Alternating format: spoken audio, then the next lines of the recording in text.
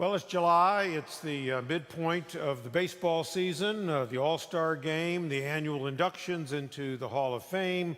And I want to note the fact that usually when baseball players, when former superstars are inducted into the Hall of Fame, they are inducted as individuals. So this year's class, Fred McGriff and Scott Rowland, they never played on the same team. They're inducted as individual baseball players.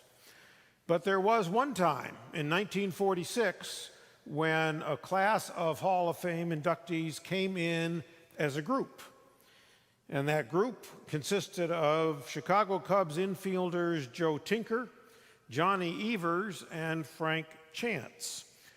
You may have heard of them even if you're not a baseball fan, because there was a poem that was written about them, which is much too long to recite, but the essence of the poem is this. Each line kind of goes, da-da-da-da-da-da-da-da-da, Tinkers to Evers to Chance, da-da-da-da-da-da-da-da-da, Tinkers to Evers to Chance. You see, they were the double play combination for the Cubs from 1902 to 1912, and they were selected as a group because, you see, individually, none of the three of them had the kind of statistics that would get them into the Hall of Fame.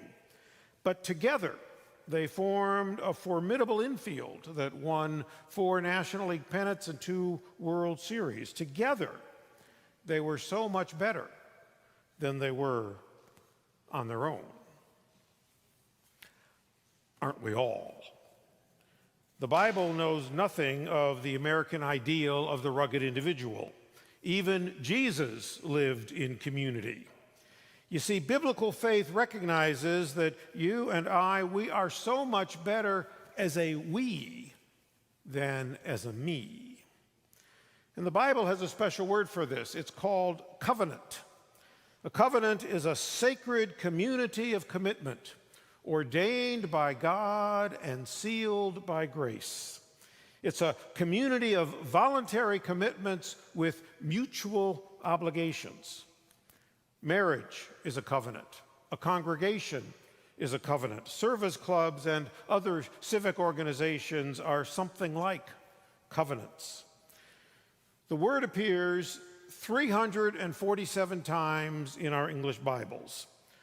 By comparison, grace appears 118 times, mercy 131, justice 137, liberty and freedom together only 22. 347 references to covenant. And Jeremiah tells us the terms of the covenant. I will be your God, and you shall be my people. I will be your God, says the Lord. I have called you into being, bathed you with grace, broken the bonds of oppression, and bound you together in love. And you shall be my people. Not my online chat room, but my people. Not my political party, but my people. Not my self-selected group of like-minded individuals, but my people, called to extend grace and hospitality to others, as I have extended grace and hospitality to you. But who are God's people? Jeremiah seems to be thinking of simply the people of Judah. In Genesis, the covenant that God made with Noah expands to include every living creature. And then theologian Karl Barth pushes the boundaries even further. He argues that the covenants in Genesis and Jeremiah and throughout the Bible are all forms of the one covenant, ordained by God through Jesus Christ before the foundation of the world was laid, a covenant that unites all things. You can't get much more inclusive than that. Indeed, this covenantal inclusivity is the biblical model for society. God's covenant takes on flesh in the words and the work of Jesus. He says, "Come to me, all who carry heavy burdens, and I will give you rest." And who among us doesn't carry heavy burdens? In other words, God's covenant includes not just you and me, but all humanity. Come to me, Jesus says, whoever you are, from whatever nation. I build no walls and I play no favorites. All means all, no exceptions. Well, there are two things about this biblical covenant that stand out in my mind. One is this bold inclusivity of all humanity, and the other is this notion of being yoked to Jesus and yoked to one another. And you know, that might sound like a burden because, of course, a yoke sits on one's shoulders so that you can carry some buckets of water, and a yoke ties two animals together so that they can pull a cart. We're talking about doing some work here. Well, yes, God calls us into covenant to work together as a community and to enjoy the blessings of covenant.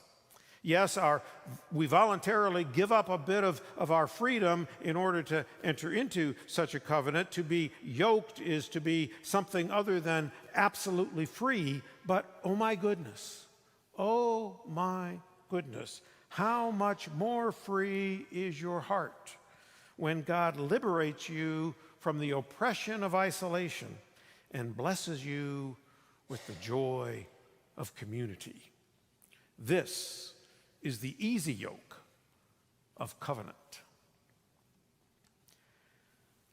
I have a friend whose default position is to do everything himself. One day he bought a stack of shelves, some assembly required. First thing he did was to throw away the directions. I know how to do this. Nobody is going to tell me what to do. Well, that's the freedom of the rugged individualist. It's hard, and it's hardly freedom. You're chained to the dictates and the burdens of the self. But when you're welcomed into covenant, when you're welcomed into community, you're free from all that. You can share those burdens with others. Yes, you sacrifice some freedom in the course of entering into that covenant, because within covenant you're obligated to struggle through disagreements and work out compromises. You can't just quit and walk away when you don't get your own way. You are committed to that community. There's both freedom and responsibility in such a community. But those who are willing to sacrifice a portion of their liberty for the easy yoke of covenant know what it's like to be truly free. You and I are so much better, and we can do so much more as a we than a me. Well, the biblical notion of covenant has been especially important to the Reformed tradition of Christianity, which, of course, the Presbyterian tradition is very much a part. It was brought to North America by Puritans and Pilgrims and Scots Presbyterians, and it has had a profound influence on our culture and our governance. President Reagan paraphrased a Puritan sermon on covenant when he spoke of the nation as a shining city on a hill. And the Mayflower Compact and a whole series of colonial constitutions were all written covenants that expressed mutual obligations under the sovereignty of God. The U.S. Constitution, drawing upon this tradition, is essentially a covenant. We, the people, it begins, in order to establish a more perfect union, provide for the common defense, promote the general welfare. This is covenant language. It's only at the end of that list of virtues in the preamble that we get to the word liberty. And even then, it states that liberty must be secured by this very Constitution, by this covenantal document. Liberty can't exist as a freestanding entity. It must be secured by some kind of collective agreement, some kind of community, some kind of covenant. In order to secure the blessings of liberty for ourselves and our posterity, we ordain and establish this Constitution. That's what the founders wrote, because they knew that liberty, when it's not secured by community, is destroyed by either anarchy or tyranny. And yet, the threat of such destruction is the catastrophe that we now face. Our national covenant has been broken, in part because Americans have made an idol of liberty. To be sure, freedom is a blessing. Freedom is a virtue. Freedom is a gift from God. But freedom cannot stand alone. It's too valuable and it's too frail to be left unprotected. One group in the name of liberty is always poised to take away the freedom of another group. That's true in any nation, anywhere, because all of us throughout the world are a bunch of self-interested sinners. I know that my view is of what's good and what's true. My view of what's good and what's true is better than your view of what's true and what's good, and me and my group, we're going to impose our view on you and your group, especially if we can get a supermajority in the state legislature. That's my temptation, whether I'm on the left or the right side of the political spectrum. But within the national covenant, as the founders envisioned it, power is distributed in such a way that in order to get anything done, my perhaps right-of-center group has to work with your perhaps left-of-center group to find common ground and compromise and establish policy for the sake of the common good. Which is why we are a national covenant of we, the people, under a federal constitution, not some kind of loose confederation of sovereign states in which self-interested factions can seize power and abolish the liberty of others. That was part of the genius of the founders, and it all goes back to the biblical notions of sin and covenant.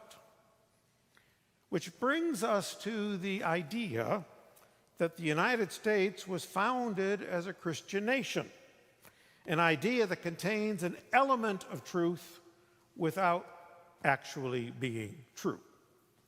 Covenant, the rule of law, the creative tension between freedom and responsibility, between the individual and the community, yes, these all can be traced back to foundational notions of the Christian scriptures and the Jewish scriptures and the Quran.